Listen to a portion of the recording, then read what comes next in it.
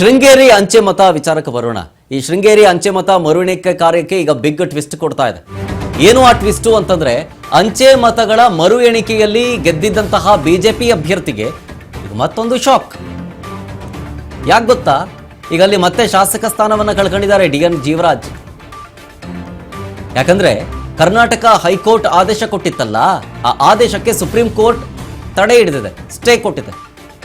ಕಾಂಗ್ರೆಸ್ ಅಭ್ಯರ್ಥಿ ರಾಜೇಗೌಡ್ರ ಅವ್ರಿಗೆ supreme court relief ಕೊಟ್ಟಿರೋದು.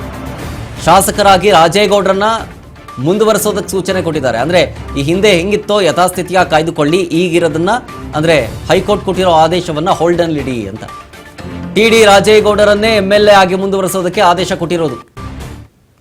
ಸೊ ಇದು ಒಂದು ರೀತಿಯಾಗಿ ಇಲ್ಲೂ ಚೇಂಜಸ್ ಇದೆ, ಯಾವುದಕ್ಕೂ ಕ್ಲಾರಿಟಿ ಸಿಗ್ತಾ ಇಲ್ಲ. ಒಂದು ಕಡೆ ಅಂಚೆ ಮತಗಳ ಮರು ಎಣಿಕೆ ಆಗುತ್ತೆ, ಅದರಲ್ಲಿ ಬಿಜೆಪಿ ಅಭ್ಯರ್ಥಿ ಗೆಲ್ತಾರೆ. ಅಂದರೆ ಹೈಕೋರ್ಟ್ ಆದೇಶದ ಮೇರೆಗೆ ಅದೆಲ್ಲವೂ ಕೂಡ ಆಗಿತ್ತು. ಈಗ ನೋಡಿದ್ರೆ ಅಲ್ಲೇನೋ ಗೋಲ್ಮಾಲ್ ಆಗಿದೆ ಅಂಥೇಳಿ ಮತ್ತೆ ಪಿಟಿಷನ್ ಆಗ್ತಂಥ ಸಂದರ್ಭದಲ್ಲಿ ಸುಪ್ರೀಂ ಕೋರ್ಟ್ ಈಗ ಹೈಕೋರ್ಟ್ ನೀಡಿದ ತೀರ್ಪಿಗೆ ಅಥವಾ ಆದೇಶಕ್ಕೆ ತಡೆ ಕೊಟ್ಟಿದೆ. ಈ ಹಿಂದೆ ಇದ್ದಂಥ ಶಾಸಕ ರಾಜೇಗೌಡ ಅವರನ್ನೇ ಮುಂದುವರೆಸೋದಕ್ಕೆ ಸೂಚನೆಯನ್ನು ಕೊಡಲಾಗಿದೆ.